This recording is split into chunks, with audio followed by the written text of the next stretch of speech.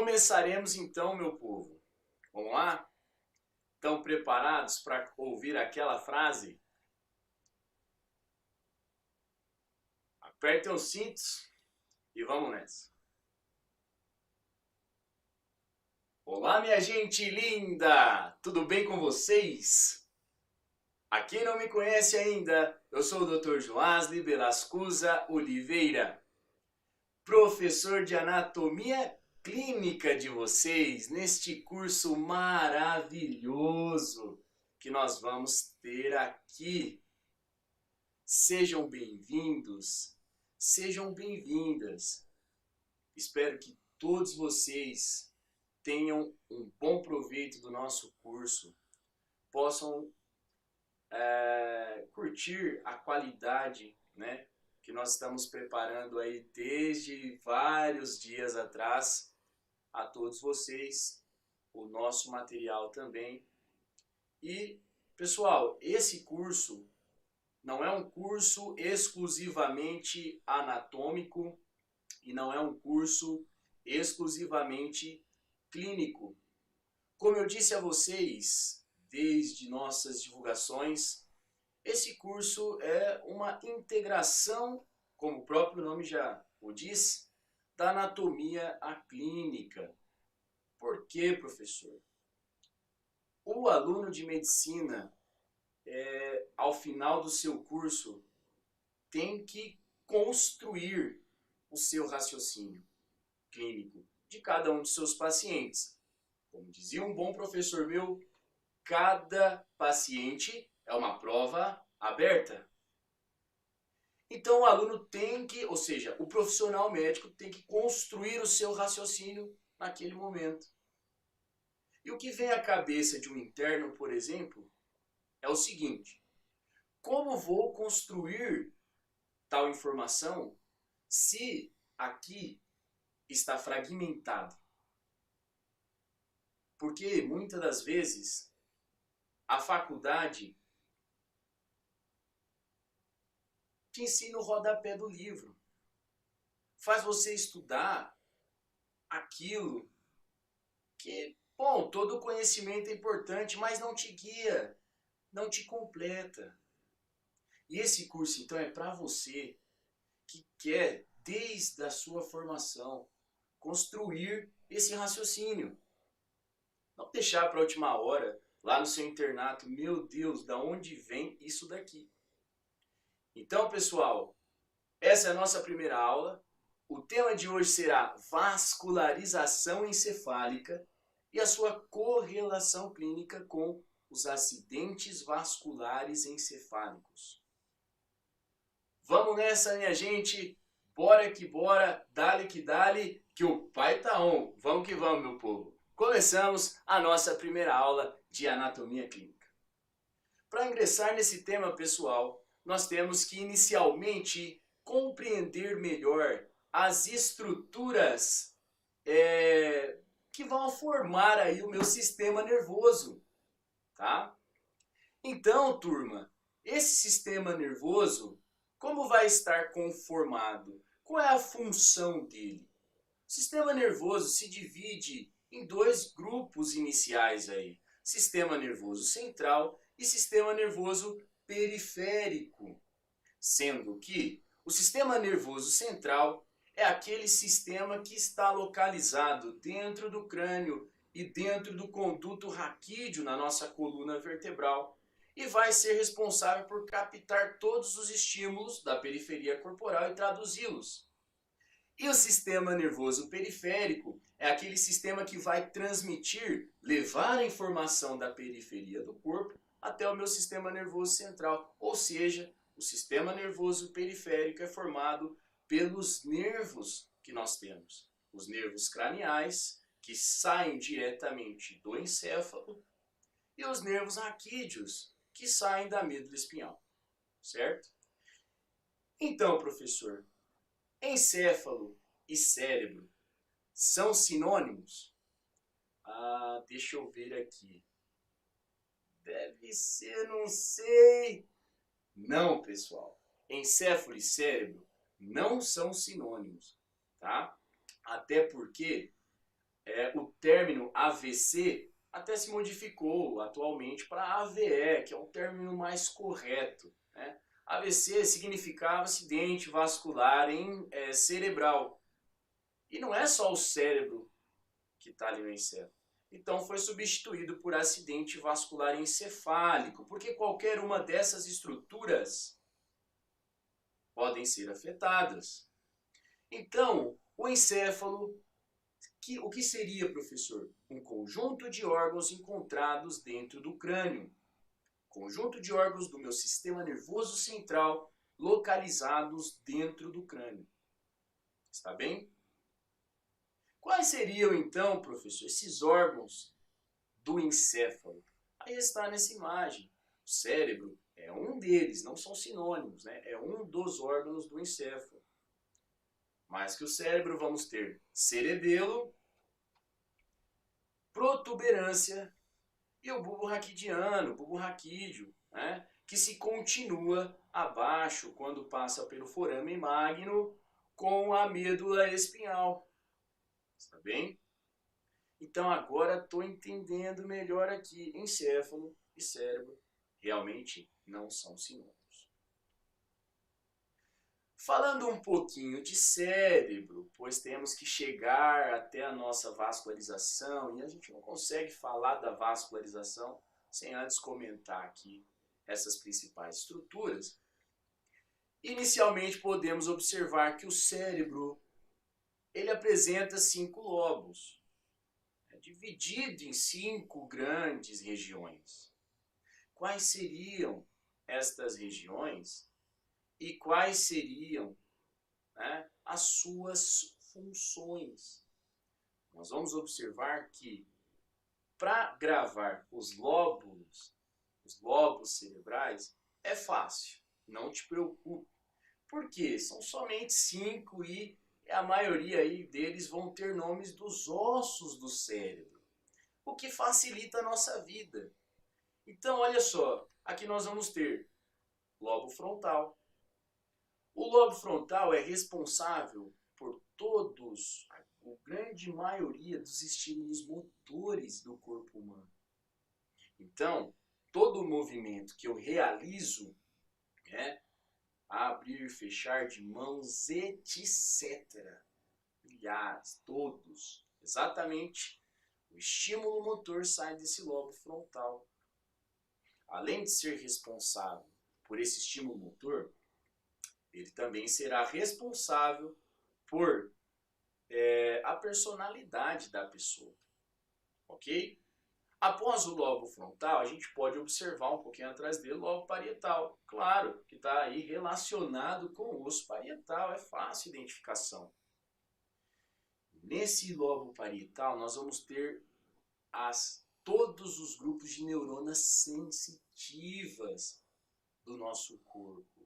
Então, todo estímulo sensitivo, pessoal, se eu tomo um beliscão agora, quem recebe, interpreta e armazena é o meu lobo parietal. Armazena também, né? Porque o dia que você tomar um choque, você não vai lá de novo. Você tem aquele estímulo guardado. Aquele estímulo sensitivo fica ali. E essa é a principal função do meu lobo parietal. Também temos nosso lobo occipital, que fica na região mais posterior, claro, relacionado com o osso occipital. Este lobo, ele vai ser responsável pela visão. Então, o campo visual, ler, a leitura, todos os centros de visão estão localizados no lobo occipital. Ok? Por último, aqui nessa imagem, o lobo temporal, que está abaixo do lobo frontal, do lobo parietal, anterior em relação ao lobo occipital, claro, relacionado com o osso temporal, o osso do crânio. Tá? Qual é a função deste nosso lobo temporal? O lobo temporal tem como sua principal função os estímulos auditivos. Ok? Professor, inicialmente, por que é importante eu compreender este detalhe? Porque começa a tornar-se mais palpável a lesão que os pacientes podem apresentar depois. Por exemplo, se o paciente tiver uma lesão no lobo occipital, o que vai acontecer com ele? Ele perde a visão. Por isso, muitas das vezes, o paciente que tem um trauma na região nucal, uma pancada na região nucal, pode ficar momentaneamente sem enxergar. Então, por isso é importante você conhecer os lobos cerebrais e as suas funções, para a gente correlacionar isso. E como eu disse a vocês, desde a anatomia poder chegar a determinados diagnósticos. Tá bem? Bom, nesse momento reconhecemos esses lobos cerebrais. A partir daqui, podemos observar que o cérebro é formado por vários giros ou circunvoluções e surcos, em português sulco, né? Que dividem, são invaginações que dividem esses giros, que são as minhoquinhas do cérebro aí, tá bem? Ah, meu Deus, será que eu tenho que saber tudo isso? Olha, se a gente tivesse depois uma aula só de cérebro, difícil não seria, tá? Fica tranquilo, dá para reconhecer todas. Mas neste momento eu quero que você identifique os principais surcos e giros. Mas quando eu digo principal, é principal mesmo, que mais vai estar associado à sua vida médica. Olha só, aqui por exemplo, nós temos um sulco em português, denominado surco central. Surco central, porque ele está bem centralizado no cérebro. E por que ele é importante? Porque ele divide o lobo frontal do lobo parietal. Ou seja, o lobo que tem a característica de ser responsável pelos movimentos do corpo e o lobo que tem a característica de ser responsável pela sensibilidade. Muito importante identificar este surco. Este surco também pode ser chamado de surco de Rolando. E como identificar ele? Pegar um cérebro depois, será que eu vou identificar? Olha só, o surco central tem como característica anatômica que é o único surco que inicia lá na parte superior do cérebro, a parte mais superior e medial, e desce sem nenhuma interrupção. Vamos supor, na frente dele, este surco que está aqui, ele se inicia na parte superior e medial. Porém, ele desce e aqui, olha só, ele é interrompido. Este surco, se você está lá tentando identificar, poderia ser o surco central? Jamais, não. Claro que não. Ele é interrompido, aqui também não, que ele se continua. Atrás está cortado, está o nome do parietal, mas olha só, o surco vem até aqui e se interrompe, não pode ser. Então é fácil. É o único que se inicia lá em cima e desce continuamente. Está bem? E o epônimo que tem na medicina, esse surco central, pode ser chamado de surco de Rolando. Rolando. E aí, pessoal, macete, surco central de Rolando. Ou seja, ele desce rolando. Gravei o epônimo. Maravilha. É o único surco que desce rolando e vai lá de cima até embaixo sem nenhuma interrupção. Começou os macetes, começou a ficar boa coisa, não é verdade? Bom, qual outro surco seria muito importante? O surco lateral. Por quê? Mirem, observem essa imagem. Ele divide o lobo frontal e parietal do lobo temporal. E é muito importante essa identificação. E este surco central tem um epônimo também, que deve ser conhecido, que pode ser chamado de surco de Silvio. Isso mesmo, surco de Silvio. Mas, oi, Silvio! Esse é o cara! O nosso querido Silvio Santos tá aí, galera. Então já não esquece nunca mais, o central desce rolando. E o surco lateral é o surco de Silvio, que está no nosso coração, né? Vamos lá, seguimos. Calma, eu lhes disse que o cérebro tem 5 lobos. Frontal, parietal, occipital, temporal. Não fugir da escola. Sou bom em matemática, aqui tem 4, pô. Tá de brincadeira, professor. Não, calma. Olha só. Onde que está o 5 lobos cerebral, o 5º lobo cerebral? A gente vai identificar ele. Seguinte, vem comigo. Lembra que eu disse que você tem que reconhecer o surco lateral de Silvio? Mas, oi? Se nós abrirmos este surco lateral de Silvio, mas, oi? Nós vamos poder observar, então, o 5º lobo cerebral. E esse 5º lobo cerebral, olha só, abrindo o surco de Silvio, vamos poder observá-lo, se chama lobo límbico, pessoal. E qual seria a função deste lobo límbico? Ele é bem centralizado e é responsável, então, pelas emoções, pela raiva, né? Instinto de fuga,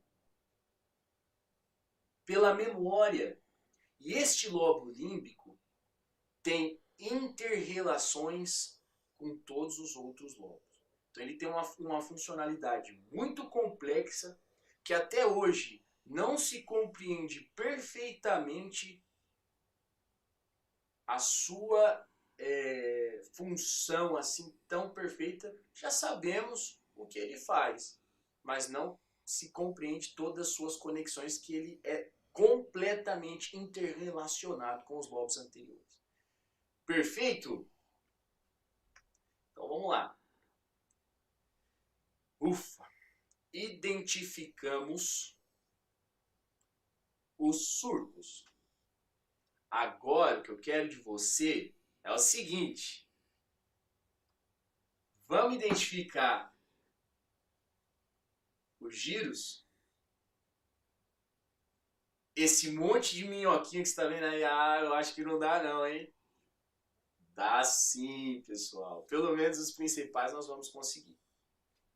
Olha só, para identificar os giros, pelo menos os principais, num primeiro momento, o que eu tenho que fazer?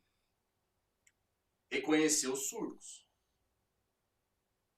Por exemplo, este aqui é o surco central de Rolando. Não! Calma aí. Ô, doutor Joás, onde você vai? Calma. Pai Jô não tá louco. Tô de brinks. Não pode ser. Primeiro, ele não começa na região mais superior e medial do cérebro, do hemisfério cerebral. Ele é interrompido. Não é ele. Aqui atrás, ó. Começa lá, desce, aqui é interrompido. Depois se continua. Este pode ser? Também não. Fechou, matou a charada. Este aqui, sim, é o surco central de Rolando. E por que eu disse que ele é tão importante assim? Primeiro, se nós conhecermos esse surco central, nesse momento nós dividimos o lobo frontal do lobo parietal. E eu disse a vocês que o lobo frontal tem função motora e o lobo parietal sensitiva. Então, pessoal, na frente do surco central nós vamos ter um giro contínuo também, que é o giro pré-central. Nossa, que difícil, não? Super de boa. Giro pré-central. Porque ele fica à frente, pré em anatomia. Tudo que está na frente é pré em anatomia. Do surco central, giro pré-central. E nele nós vamos ter todas os neurônios motores do corpo humano, que iniciam os estímulos motores. Ah, então se eu fechar minha mão agora, a célula que iniciou esse estímulo está aqui. Entende? E atrás deste surco central nós vamos ter o giro pós-central, porque fica posterior. Em anatomia, posterior pode ser pós. E neste giro pós-central, eu disse a vocês que o lobo faz parte do lobo parietal e ele tem função do quê? Sensibilidade. Então, nesse giro pós-central, nós temos a área somatosensorial. Aqui estão todos os neurônios sensitivos. Então, se eu tomo um beliscão, se eu tomo um choque, é aí que chega a informação. E não somente da dor, da temperatura, quente, frio, do tato, da pressão, da propriocepção, reconhecer o seu próprio corpo. Então é isso, pessoal. Importantíssimo reconhecer esses dois giros. E olha que fácil. Se eu identifico o surco central, eu identifico eles.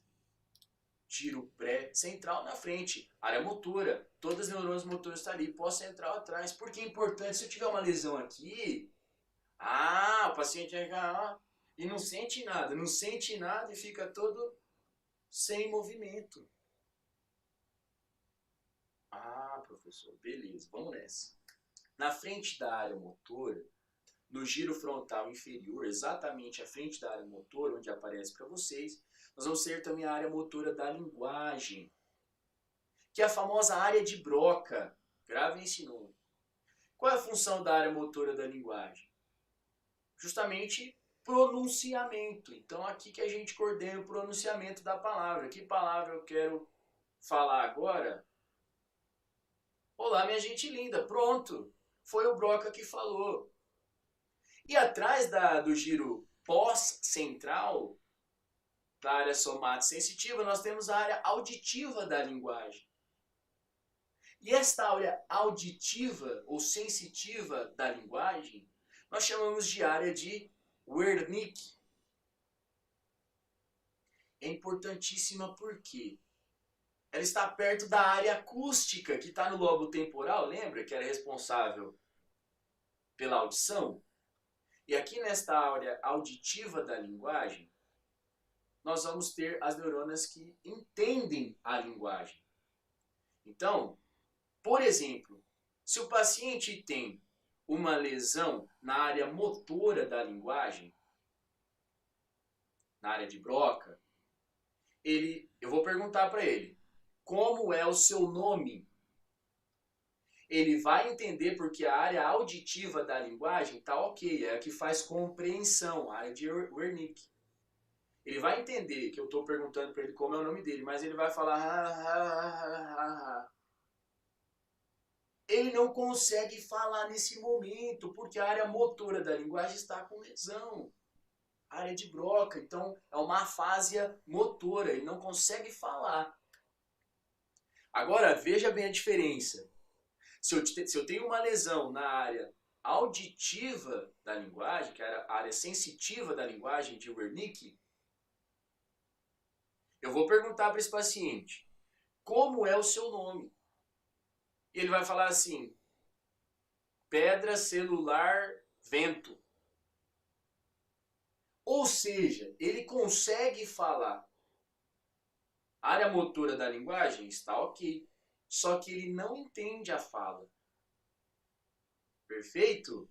Então isso é muito importante reconhecer estes giros no prosseguimento da aula, tá bem? E lá atrás, no lobo occipital, como eu disse, a gente tem também a área óptica da linguagem, que como eu disse a vocês, o occipital é responsável pela leitura, né? Por exemplo, toda a parte visual, campo visual, etc. E leitura. E fica logo atrás da área auditiva da linguagem. Perfeito? Pá! Vamos praticar. Até hoje, então, vamos supor que você não conseguiu identificar lá o Rolando. Pessoal, pré-central e pós-central, identifica para mim o giro? Identifico. Por quê? Vai estar na frente e atrás do surco de Rolando, surco central. Este é o surco central. Não, você já sabe. Maravilha, se você está nesse raciocínio, tá ótimo. Aquele é o surco central. Talvez, mas olhem bem, ele para aqui. Pode ser esse ou esse? Ah, agora sim, né? Então aí está o surco central, o único que começa na parte superior e medial e desce continuamente, desce rolando até abaixo. Então na frente dele nós temos o giro pré-central motor, neurônios motores.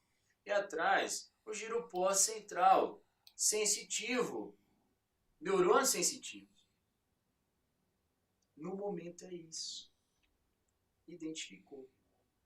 E pera lá, como esse estímulo vai chegar no nosso corpo? Pelas vias. Olha, esses neurônios que vão estar aí nesta corteza cerebral, que eu disse a vocês, do giro pré-central motor, por exemplo, ele tem que ter uma via, uma rodovia para conduzir alguma coisa. E essa via vai pegar esse estímulo de fechar a mão e vai levar até o nervo aqui que inerva os músculos do antebraço, por exemplo, e mão. Então a via que conduz o estímulo da via motora, que é o exemplo que eu trago na aula para vocês, porque não dá para entrar em todas, mas é a via piramidal. E aqui está um segredo, olha só. Os neurônios do lado esquerdo do cérebro, eles cruzam a linha média e vão para o corpo do lado direito. E vice-versa. Ah, estou entendendo. A nível do bulbo raquídeo, eles cruzam. Então, se o paciente tem um acidente vascular encefálico do lado esquerdo, por exemplo, a parte corporal que fica paralisada é o lado direito. Por isso que você sempre ouviu isso. Agora você vai entender o porquê. Na verdade, sempre escutei que se dá o derrame, né? Antes da medicina, o derrame lá do lado esquerdo do cérebro é o lado direito que paralisa. Ou vice-versa, é do lado direito, do lado esquerdo que paralisa. Ah, uma avó, o tio, uma tia, ou a avó da minha amiga teve um derrame lá do lado esquerdo e está paralisado do lado direito. Por isso, as vias se cruzam, a grande maioria. E gera essas alterações cruzadas. Então a lesão vai ser de um lado, mas é a sintomatologia oposta, contralateral. Tá bem? E amarra então tudo isso que eu te disse nessa introdução sobre esses detalhes e vamos entrar na vascularização desse encéfalo. Esta vascularização é feita por dois sistemas. O primeiro sistema se chama sistema vértebro-basilar, que é formado então pela artéria vertebral, que é a primeira rama da artéria subclávia, né? Lá embaixo. E da artéria subclávia, então, sai essa artéria vertebral, como vocês podem observar na imagem, sobe no pescoço pelo forame transverso das vértebras cervicais e entra no crânio pelo forame magno. Quando as artérias vertebrais direita e esquerda entram no crânio através do forame magno, elas se unem e formam a sua rama terminal, que é a artéria basilar. E esta basilar vai ser a base da vascularização encefálica. E qual é o outro sistema? Esse é o sistema vértebro-basilar. Qual outro sistema que vai, então, vascularizar o encéfalo? O sistema carotídeo, que começa lá embaixo, por meio da artéria carótida primitiva, que se bifurca a nível vertebral de C4, C de carótida, né? Que nível bifurca carótida? C4. Em duas artérias, carótida externa e interna, que a carótida externa vai vascularizar o pescoço e parte externa da cabeça, e a carótida interna sobe, ingressando na base do crânio pelo conduto carotídeo e chegando na base do crânio a ambos lados da célula turca, onde está alojada a nossa glândula hipófise ou pituitária. E a carótida interna, então, vai se unir, se ramificar, gerar anastomoses com as ramas da artéria basilar e vai formar o que nós chamamos de polígono de Willis. Então, tranquilo, esse polígono de Willis vai vascularizar o encéfalo. Mas no momento, olha só, como que a gente vai ver estas artérias nas imagens? Vamos supor que tem um trombo que subiu por elas. Tá aí. Vamos fazer uma anjo-TC? Depois com contraste? Olha só, você tem que saber a origem. Você tem que saber a origem. Ah, essa aqui é a vertebral. Não, essa é a carótida. Porque a vertebral, olha só, é a primeira rama da subclave. Então tá, a subclave, você pegou isso, olha lá, a vertebral vem, passa pelo forame transverso e ela é quem se une para formar a basilar. Pronto, identifiquei a vertebral. E esta outra? Ah, esta é a carótida comum, que chega aqui, olha só, se bifurca em carótida externa e interna, e a interna continua, forma o sifão carotídeo, que essa letra S se chama sifão carotídeo, quando passa pelo conduto carotídeo, e lá dentro, pessoal, ó, ela é duas ainda, e vai formar o polígono. Ah, então eu identifiquei. E do outro lado, que vocês têm essa imagem no material de apoio, é o mesmo, só que é uma ressonância, né?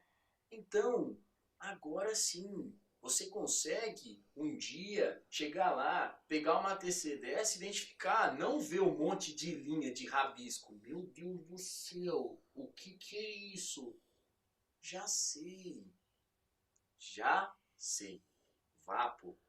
Passamos. Ah, o polígono de Willis. E agora? Ou círculo arterial cerebral, né? Então, todas essas artérias se reúnem, como eu disse, a nível do polígono de Willis, ao redor da célula turca, onde está a glândula hipófise. Pai Jô, olha, até hoje eu não consegui gravar esse polígono de Willis, não sei identificar as artérias, é um caos. Calma. Ó, vem comigo. Se você não conseguiu até hoje, não te preocupa não. Na vida a gente tem muito atalho, tá? E eu tô aqui para entregar muitos atalhos desses para vocês. Tem macete, pessoal, não te preocupa. Que macete? Vamos fazer a casa do pica-pau. Você pode não saber o polígono de Willis, isso não é pecado porque talvez você não conseguiu entender. Perfeito. Agora, desenhar a casinha do pica-pau, amigos, isso todos vocês vão conseguir, com certeza. Deus ajude, né? Então vamos lá, seus cansados. Vem comigo e vamos tentar aqui, ó. Tá ali. Tirei para vocês e deixei a casinha. Como vamos construir esse polígono de Willis? Fazendo a casinha do pica-pau. Olha só, imagina aí. Para fazer essa casinha, inicialmente a gente tem que ter o quê? Uma base. Então, esta base é a artéria basilar. Perfeito, então vamos pegar a casinha do pica-pau aqui, né? E colocar uma base nela. A artéria basilar, ela tem vários ramos colaterais que vascularizam a região de cerebelo, ponte, né, que é a protuberância, e o bulbo raquidiano, tronco encefálico. mas ela termina se bifurcando em duas ramas terminais, que depois da base, que parte que vem da casa do pica-pau? O piso. E aí a gente faz o piso da casa do pica-pau. Este piso vai ser as ramas terminais da artéria basilar, artéria cerebral posterior. Aí você vai lá na casinha do pica-pau e coloca a artéria cerebral posterior, o piso. Depois do piso, tá top, tá feito, o que a gente faz? Opa, que venham as paredes, né? Estamos chegando, estamos construindo, não vamos deixar ele sem casa. As paredes vão ser ramas da carótida interna, mas depois nós chegamos aí, nós vamos denominar de artéria comunicante posterior, que vai comunicar, claro, a cerebral posterior com outra artéria. E a gente vai lá na casinha do pica-pau, faz a comunicante posterior. As paredes, coloca as paredes. Depois das paredes, nós vamos ter o telhado. Mas vamos supor que dá um vento muito forte e leva esse telhado. Então a gente vai fazer o quê? Uma amarração, como se fosse, não tenho experiência com isso, né? Não sou carpinteiro, mas uma amarração para sustentar esse telhado. Então a amarração para sustentar o telhado é a artéria carótida interna que chega aí pelo conduto carotídeo. Então a gente vai lá e coloca a amarração para sustentar o telhado. A carótida interna dá uns ramos aí para frente, que agora sim você faz o telhado. Que é a artéria cerebral anterior. Pronto! A casa do pica-pau já tem telhado. Mas peraí. Ah, eu sabia que esse macete não tinha nada de perfeição assim, não. Porque, coitado, esse pica-pau, o telhado dele não fechou. Vai chover, ele tá lascado.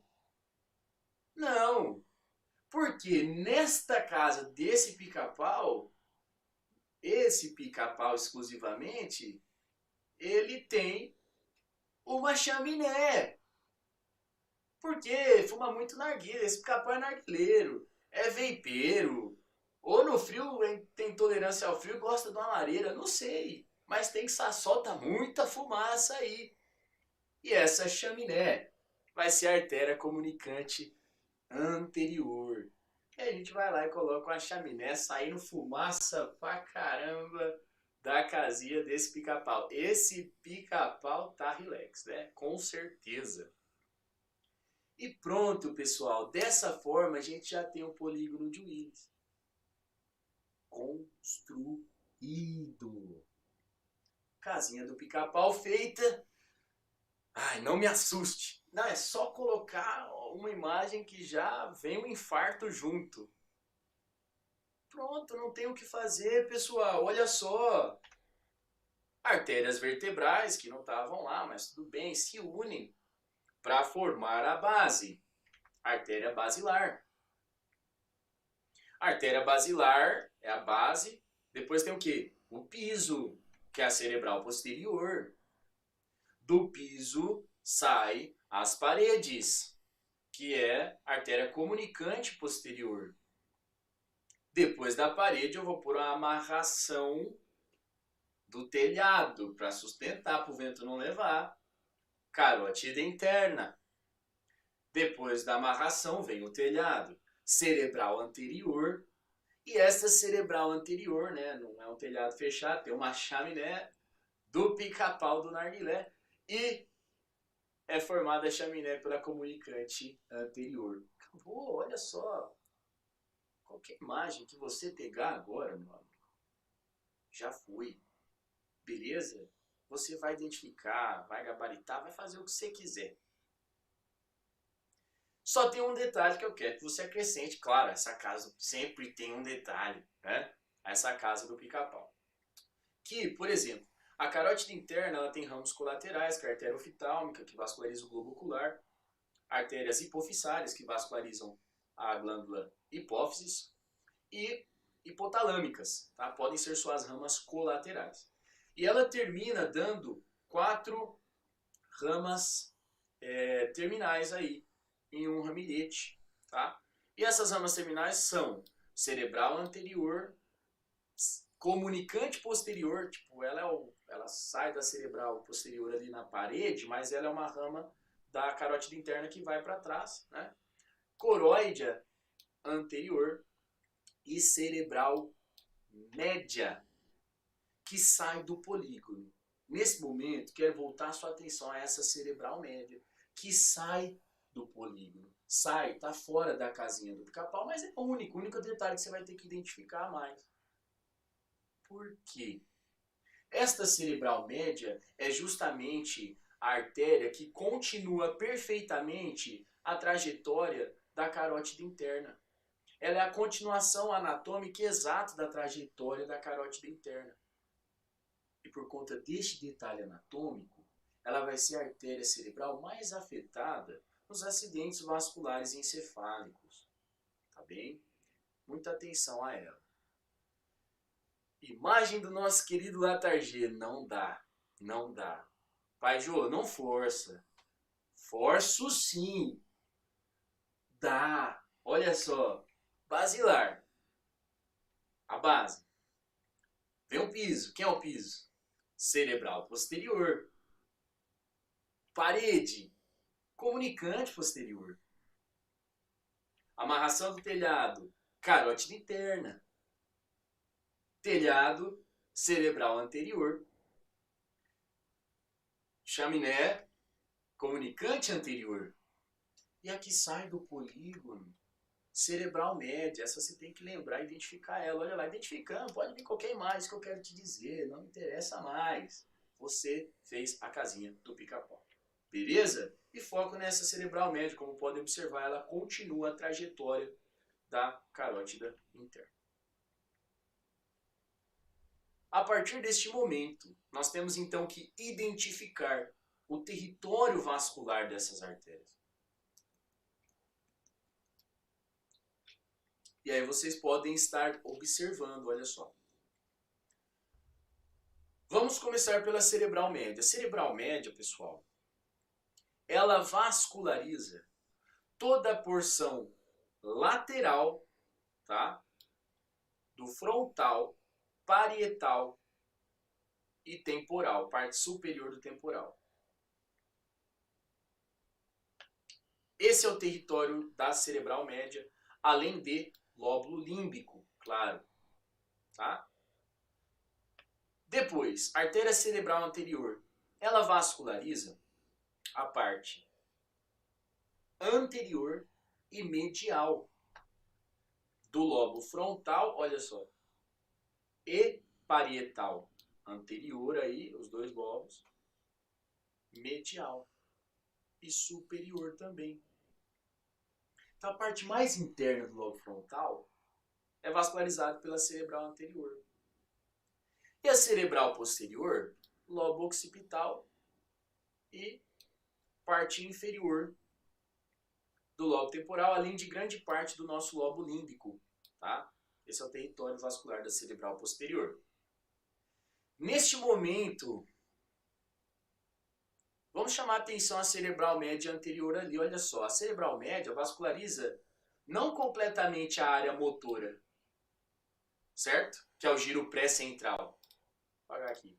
Ela vasculariza uma parte, a parte mais superior e medial da área motora já é a cerebral anterior. E da sensitiva também, ó, o giro pré-central aqui e o pós-central aqui. Tranquilo, entendi. Ela vasculariza até um determinado ponto, parte lateral, mas parte superior e medial é a cerebral anterior, que vai fazer essa vascularização. Tá? Porque quando eu tiver uma lesão na cerebral média, de outro lado, a cerebral anterior vai tentar fazer o sangue chegar, ela vai tentar nutrir ainda essa parte lesionada, que nós chamamos de uma circulação colateral. Entende? Mas vamos que vamos. Focando aí nesse giro pré-central e pós-central, giro motor e giro sensitivo, eu quero comentar com vocês o músculo de Penfield. Meu Deus do céu, já vem coisa difícil de novo. Não, não, isso aqui é uma representação até muito linda e maravilhosa do giro pré-central e pós-central.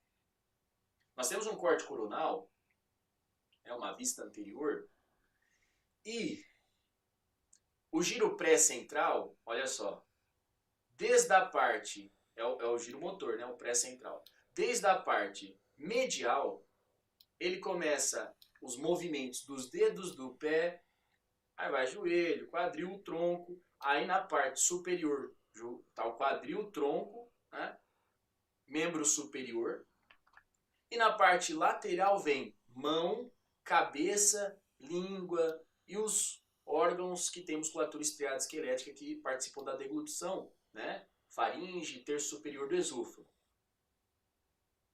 Ah, tá. Então, o que quer dizer?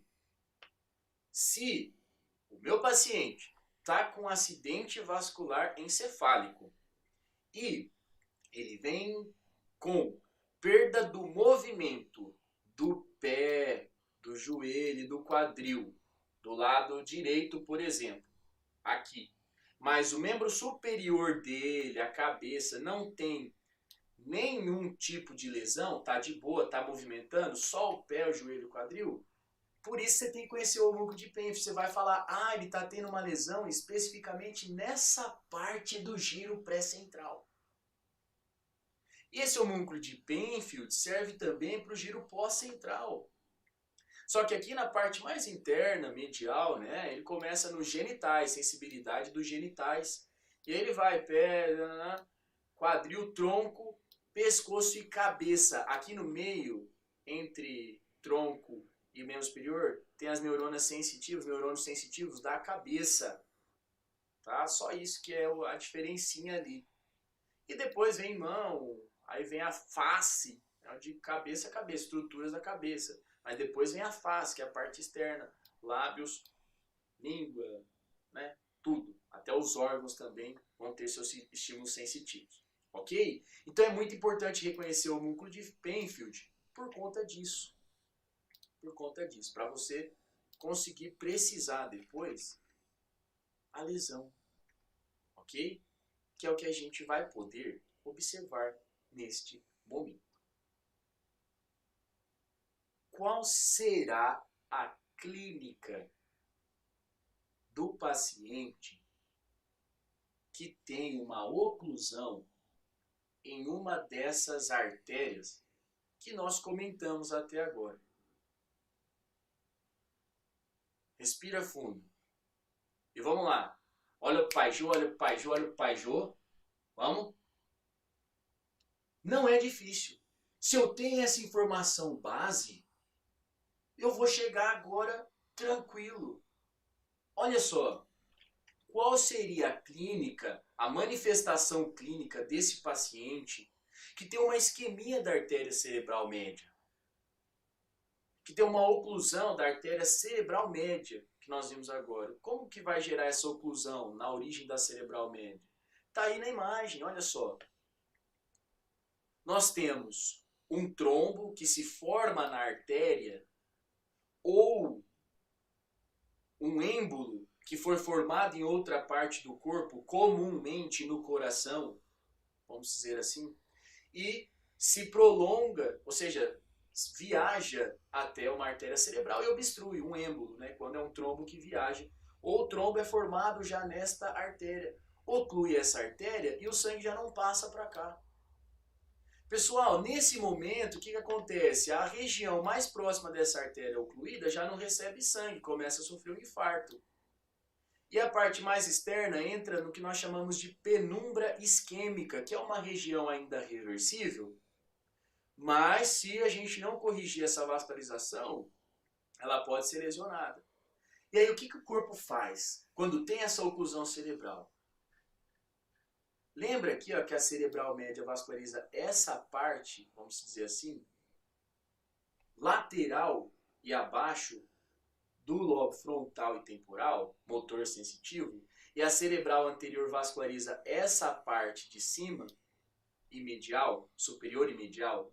Então, nesse momento que tem uma artéria ocluída, uma zona sofrendo infarto na região cerebral, o corpo vai aumentar a pressão arterial. O cara tem a pressão normal, sei lá, 12/8, né? 120/80. E nesse momento a pressão vai a, sei lá, 170/40. Aí ele chega lá com sintomatologia, um déficit neurológico focal, sintomatologia de AVE, com a pressão de 170/40. Por que isso ocorre? Porque aumentando a pressão dentro de um vaso, é igual eu falo, vaso é uma mangueira. Quando a mangueira está saindo água, a água sai e cai aqui mesmo. Ó. Sai e cai aqui. Se eu aperto a ponta da mangueira, aumenta a pressão na mangueira, a água vai mais longe. Então, pessoal, por isso que no AVE a pressão arterial do paciente dispara, vai lá em cima. Por quê? O corpo aumenta a pressão arterial para o sangue, por meio da circulação colateral, ir mais longe. E conseguir chegar na área infartada e tentar nutrir ela para ela não morrer. Estão me entendendo? Então o paciente com origem, com conclusão na cerebral média, essa área vai estar lascada. Só que a cerebral anterior vai tentar vascularizar aquela região por uma circulação colateral. Até por isso nós temos o polígono de Willis, porque aí, se tem a lesão do lado esquerdo, o lado direito do polígono até manda mais sangue para o lado esquerdo. É uma loucura, cara. Que legal, que genial pensar isso. E tocar isso, conseguir tratar, raciocinar. Então, aí chega lá o paciente com déficit neurológico focal, que eu vou te mostrar aqui a clínica, e com uma pressão 17/40, 170/40, 17/4. Vai falar assim, ó, vamos baixar a pressão desse paciente que ele está com pico hipertensivo. Você vai fazer isso? Ah, vamos baixar, né? Não! Pelo amor de Deus, não! Oxê, como assim? Olha aqui, olha pro Pai Jô. Se você, nesse momento, baixar a PA desse paciente, o sangue não vai chegar mais longe. O sangue vai cair aqui. Ele perde a pressão, ele chega, fica mais perto, não vai chegar mais longe possível.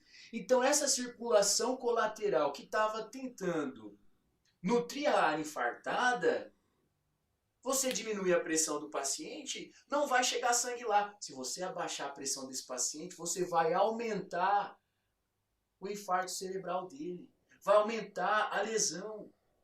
Então você não abaixa a pressão, você abaixa um pouquinho depois dos tratamentos. Se está muito elevada, mais que 220, por exemplo, a sistólica. Aí tá, entende? Tem critérios depois, mas não, você não diminui essa PA, porque está auxiliando na circulação colateral. Beleza, dito isso, qual seria o sintoma da oclusão da cerebral média? Pronto. Como eu disse a vocês, vamos supor que nós temos uma lesão da cerebral média do lado esquerdo. Este paciente vai ter o quê? Hemiparesia ou hemiplegia braquifacial contralateral. Ai meu Deus do céu, o que é isso? Não sei ainda, me explica. Vamos lá. Hemi é metade do corpo, tá? Paresia é perda da força de contração, que ele fica, tipo, aperta a minha mão, né? E aí ele não tem força para apertar, tipo isso. E a plegia é a perda do movimento. Mexe a mão, já não vai, tá totalmente sem movimento, tá? Pode ser só a perda da força, hemiparesia, ou pode ser a plegia, perda do movimento, tá? Braquifacial contralateral. O que quer dizer esse contralateral, pessoal? A gente viu nas vias, na via piramidal. Contralateral a lesão. Então, se esse trombo ou êmbolo está ocluindo a artéria cerebral média na origem do lado esquerdo, é o braquifacial, o braço do lado direito e a face do lado direito, que vai estar com a sintomatologia contralateral. Então, ela está a face caída aqui, plegia, e o braço também. Só que a perna movimenta. Como assim, professor? Agora que eu fui ver hemiplegia, vamos pôr a plegia aí, braquifacial. membro superior e face. Por quê? Lembra o território vascular da cerebral média? Ela vasculariza a parte lateral inferior do frontal pretal, ou seja, do pré-central e pós-central, motor e sensitivo ali, tá? Vai perder a sensibilidade também, que a gente vai ver. Só que lembra do território vascular da cerebral anterior, ou a parte medial e superior aqui, ó. Então, a cerebral anterior, neste momento, está vascularizando com a circulação colateral a parte superior medial do giro pré e pós-central. O que era lá no homúnculo de Penfield? A parte superior e medial. Sensitivo, tá, começa nos genitais. E o motor nos pés e vai subindo. Pé, joelho, quadril, tronco. Por isso esse paciente aqui não tem, ele vem andando, ele não tem perda de movimento dos membros inferiores. Porque a cerebral anterior, por meio da circulação colateral, está vascularizando ali. Por conta do homúnculo de Penfield, que também não perde a sensibilidade. Agora aqui sim ele já perde, ó. Lá depois a gente tem M, hipo ou anestésia, que é a perda da sensibilidade, a diminuição da sensibilidade. Só que braquifacial também. Braquifacial. Ah, entendi. Aí você abaixa a pressão desse paciente, aí ele estava só com uma paralisia da face do membro superior, ele começa a ter paralisia do membro inferior, ou seja, você aumentou a lesão dele, tá me entendendo? Mas enfim, vamos para os outros sintomas, que essa aí você já pegou, ficou fácil. Parece até uma brincadeira. Disartria com desvio da língua para a hemiplegia. Disartria é dificuldade ao falar, né? E o desvio da língua vai para o lado da hemiplegia, o mesmo do corpo. Se a hemiplegia, a paralisia do braquifacial aí, é do lado direito, a língua se desvia para o lado direito. Desvio do olhar conjugado contrário à hemiplegia. Então, o paciente vem olhando para o lado aqui, olhar conjugado para a esquerda. Macete. O que a gente fala? Esse paciente com oclusão na origem da cerebral média, ele olha para a lesão. Por quê? As plegias, as paralisias aí não são contralaterais, igual eu falei lá, ó, por exemplo, se eu tenho uma lesão na cerebral média, do hemisfério cerebral esquerdo, é o braço e a face direita que vai ficar com paralisia. Então, o olhar conjugado, ele desvia contrário à paralisia. Então, se a hemiplegia, o sintoma é do lado direito, ele desvia para a esquerda. Aí a gente fala que esse paciente olha para a lesão, macete. Ele está com o olhar assim, aí se perguntar lá, qual artéria está afetada? Tem sempre perguntinha de caso clínico assim. Artéria cerebral média esquerda. Ela está ocluída neste momento. Porque é onde ele vai olhar. Porque ele vai falar assim, paciente com hemiplegia braquifacial direita, olhar conjugado desviado à esquerda. Pronto. A hemiplegia é contralateral, a lesão é à esquerda. Ele olha para a esquerda, contrário à hemiplegia. Então ele olha para a lesão. Esse paciente vai apresentar apraxia contralateral braquial, que não consegue realizar movimentos coordenados. Aí, claro, se ele tiver uma plegia, já não vai fazer mesmo. Uma hipo ou anestésia, hipo é diminuição, hipoestesia, diminuição da sensibilidade, porque também afeta o giro pós-central, que é o giro sensitivo. E pode ser uma diminuição, hipoestesia ou uma anestésia também, braquifacial, tá? Que é a perda completa da sensibilidade. Astereoagnósia, né? Que seria isso? Não consegue reconhecer objetos mais com o tato, tá? Então, se ele está com uma hemiparesia, consegue mover ainda, fecha o olho e pega isso daqui, ó. Ah, isso aqui é uma garrafa d'água pequena, de 500 ml, né? Esse paciente com astereognose, ele fecha o olho e ele não consegue reconhecer objetos ao tato. Agora, se essa oclusão da cerebral média é no hemisfério dominante ou esquerdo, por quê? É aquela coisa, né? Se a gente é destro, o hemisfério dominante é o esquerdo. E se é canhoto, o hemisfério dominante é o direito. Não. Nos destros, 90% do hemisfério dominante é o esquerdo. E nos canhotos também, 80% dos canhotos, o hemisfério dominante é o esquerdo. Então aqui, por isso que está hemisfério dominante ou esquerdo. Na grande maioria dos destros ou canhotos, 90% dos destros, 80% dos canhotos, o hemisfério dominante é o esquerdo. Aí está o hemisfério dominante aí, que às vezes pode ser o direito, mas vamos falar como fosse o esquerdo. A área motora da linguagem, lembra? De Broca. E a área sensitiva da linguagem, lembra de Wernicke? Ficam somente no hemisfério dominante. Não fica no não dominante. Então, desse hemisfério esquerdo, é ali que está a Broca e o Wernicke. Então, se essa oclusão da cerebral média for no hemisfério dominante, além desta sintomatologia, o paciente vai ter o quê? Afasia global, que é uma fase de Broca mais uma fase de Wernicke. A fase é o quê? Distúrbio da fala, não perda da capacidade da fala. Então, ele, global, Broca e Wernicke, ele não entende qual é o seu nome, qual é o seu nome, ele não entende o que está perguntando, porque a área sensitiva da linguagem está afetada, a área de Wernicke, e ele não consegue falar também porque a área de Broca está afetada. E além disso, ele vai ter o que nós chamamos de síndrome de Gerstmann. O que seria a síndrome de Gerstmann? Vamos ter apraxia ideomotora. O que é a apraxia ideomotora? Se ele tem uma paresia, por exemplo, que é a perda só da força muscular, ele não vai conseguir realizar movimentos que o examinador pede. Por exemplo, simula que você está penteando o cabelo. Simula que você está escovando os dentes. Ele não consegue fazer. Isso é uma apraxia ideomotora. Não consegue simular um movimento simples. Agrafia, alexia, né? Perda da sensibilidade ali de ler e escrever, tá? Acalculia, não consegue fazer cálculos simples, não consegue interpretar os sinais simples. Desorientação esquerda-direita, já não consegue se ubicar, se localizar. E agnósia digital, que seria a agnósia digital. Esse paciente não consegue identificar quais são os seus dedos, mas qual é o índice? Mostra para mim o índice. Thumb, né? Não vou mostrar do outro dedo, mas ele mostra um dedo. Ah, índice.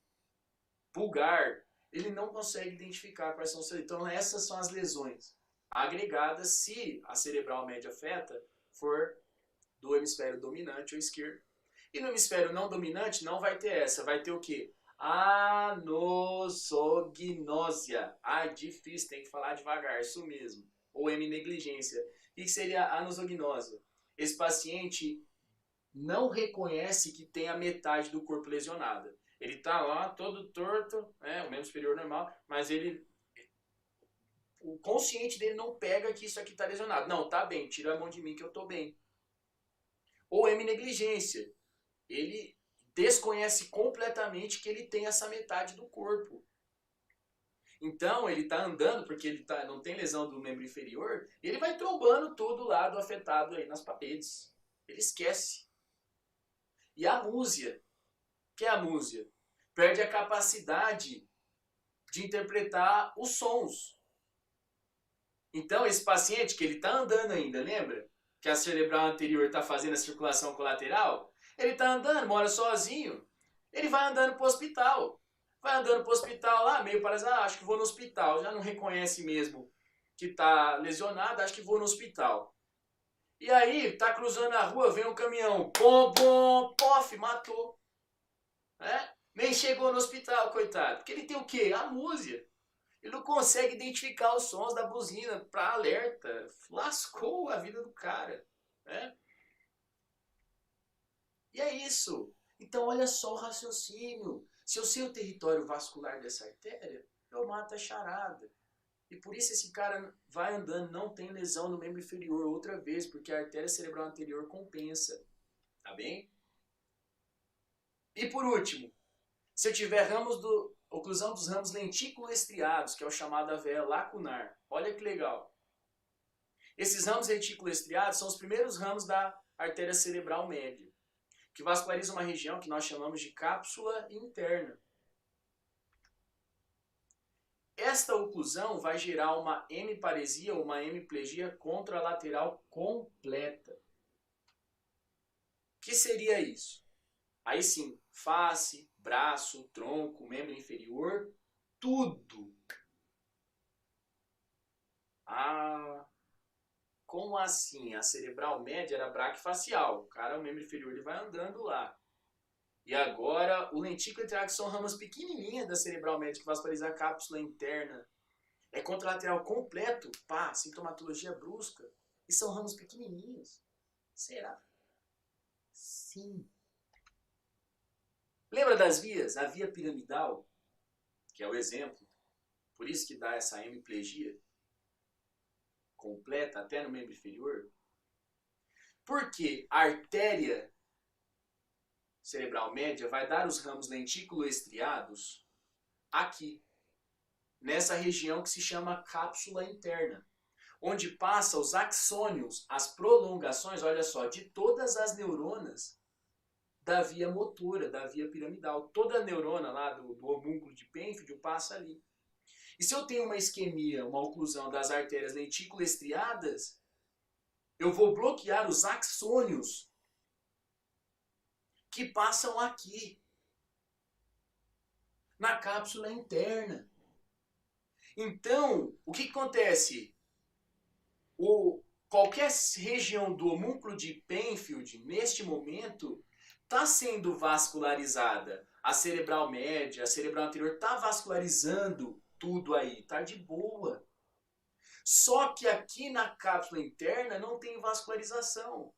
E por mais então que essa região inicia o estímulo, ela não passa. Se eu corto a mangueira, se eu corto o fio, não passa energia, bloqueia. Então, pessoal, por mais que as artérias são pequenininhas, esse paciente sim, olha só que legal.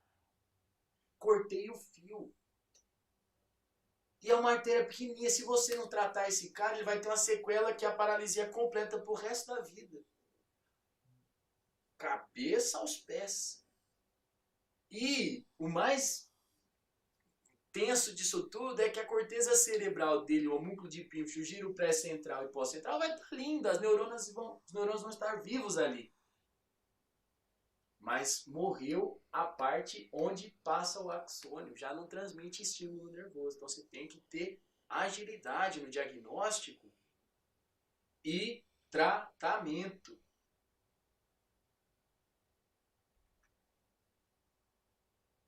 Então, como que eu vou diagnosticar tudo isso? Essa é a semiologia, né? O que o paciente apresenta. Essa é a semiologia. Vai chegar lá com essa paralisia tal, e você vai desenvolver. Agora, como eu faço diagnóstico? Para a gente concluir já o nosso raciocínio, não se preocupe, estamos acabando. Ufa! Todo paciente com déficit neurológico focal, de início brusco, estava lá almoçando, pá, mais de 15 a 20 minutos, porque até aí pode ser um AIT, ataque isquêmico transitório, né? Aí se persiste mais que 15 a 20 minutos, a gente nesse momento já vamos suspeitar de AVE isquêmico ou hemorrágico. Se tiver alguma das síndromes que a gente comentou, vai sugerir o AVE isquêmico. No caso, pessoal, eu usei o exemplo da cerebral média, mas está palpável, né? Mas pode se ocluir a cerebral anterior, pode se ocluir a cerebral posterior, que vão gerar outros sintomas pelo território vascular. Porém, a média é a mais afetada, porque anatomicamente ela continua o trajeto da carótida interna. E se o êmbolo sai do coração, ela vai passar pela carótida interna e comumente ele vai pegar o trajeto mais fácil, que é a cerebral média, tá?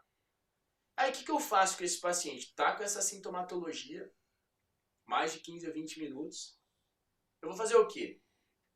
Ah, professor, vamos pedir uma TC de crânio. Corretíssimo, peça sua TC de crânio. Mas essa TC, nas primeiras 12 a 24 horas, no AVE isquêmico, se for isquêmico, não identifica lesão. Ela vai vir assim, ó. Vai vir uma TC de crânio normal, sem nenhuma alteração. E o paciente tem sintoma.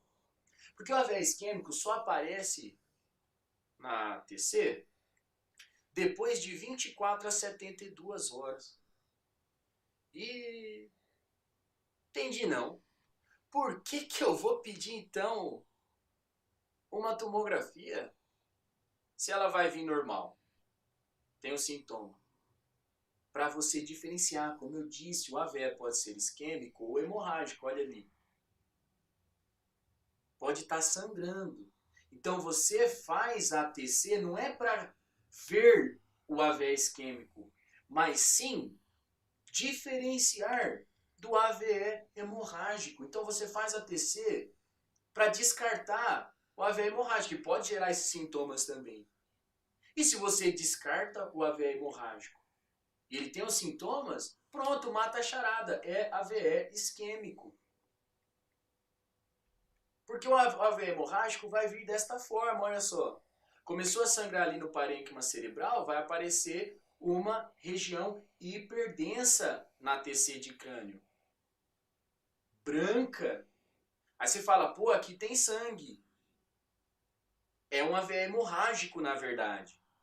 Só que se for um AVE isquêmico, vai vir sem nada. Beleza, mas pra que eu vou fazer isso? Se eu tenho sintoma ali, eu vou tratar. Não. Não vou falar do tratamento, porque não é o enfoque do nosso curso, mas olha só, vou sempre pincelar. Pessoal, como que você vai tratar um paciente com AVE isquêmico, que um trombo oclui a artéria? Ah, vamos lá, vamos tirar esse trombo. Né? Vamos dar uns tapinhas nesse trombo aí, sacudir ele, né? Para ver se ele se desfaz. Então você vai pôr um trombolítico. Nas primeiras 4 horas e meia você pode pôr um trombolítico. O que que faz? Ele vai lá, uma glicoproteína, RTPA, que vai lá e começa a cutucar o trombo. Vem aqui, pá, pá, pá, pá.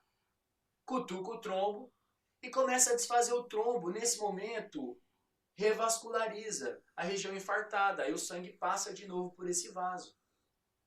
Trombolítico, quebra trombo.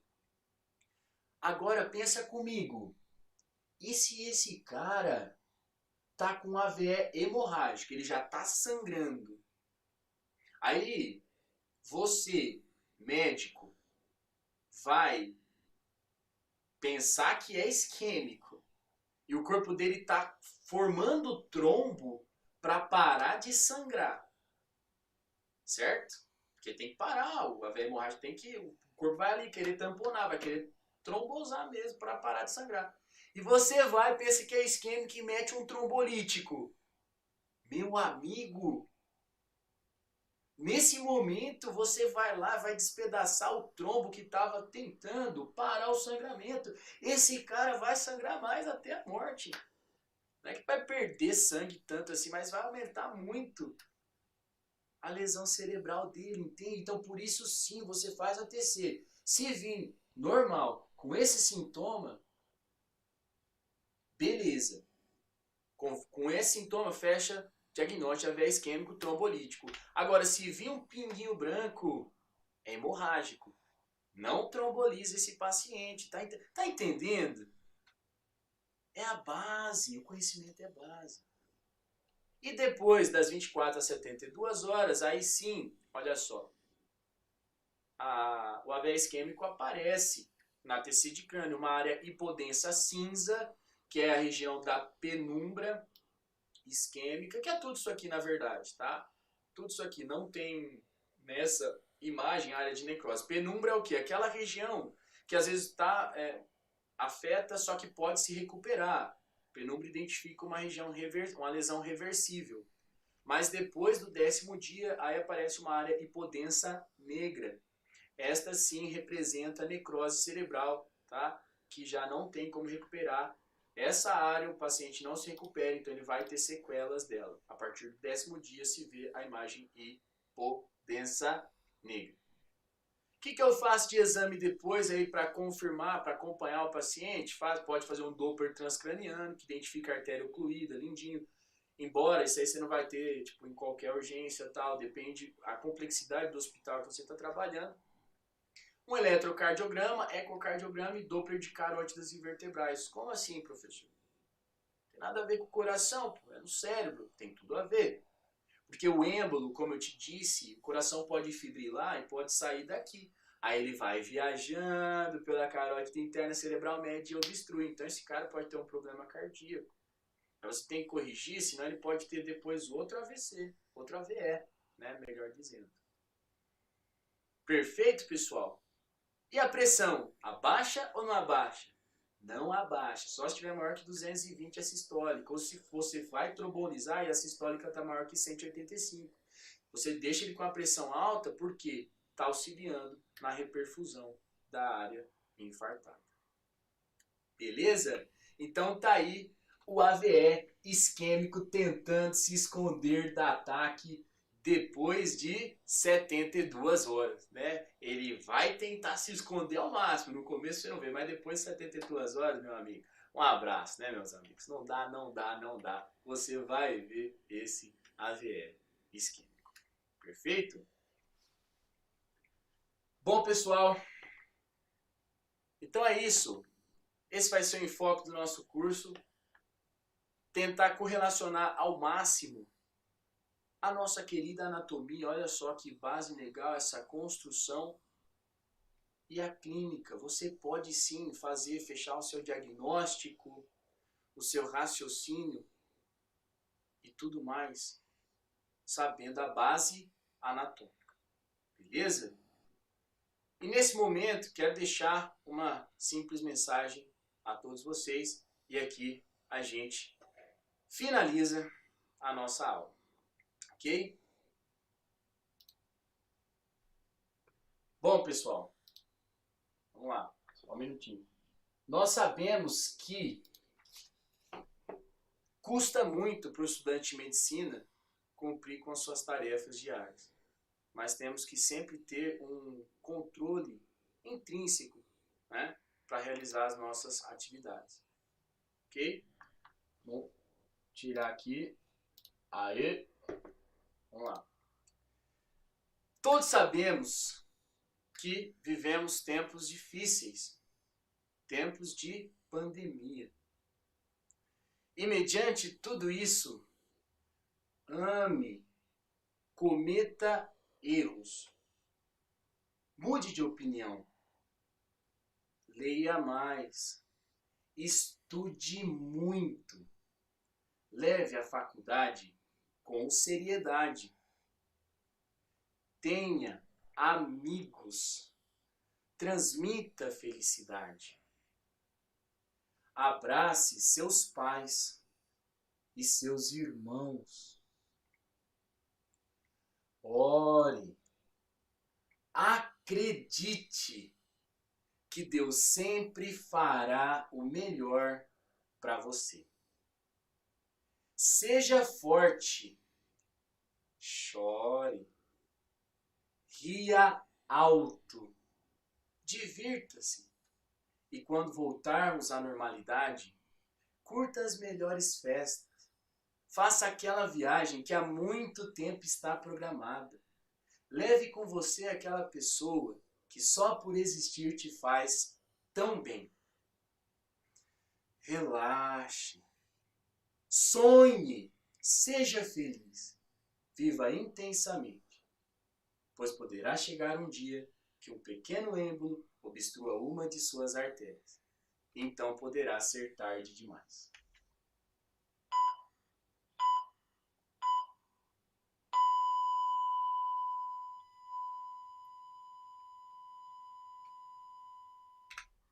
É isso aí, pessoal. Aqui finalizamos nossa primeira aula. Essa mensagem eu queria deixar a todos vocês. Vivam intensamente, se esforcem muito. E que espero, com este curso, auxiliar muito na construção do raciocínio de todos vocês.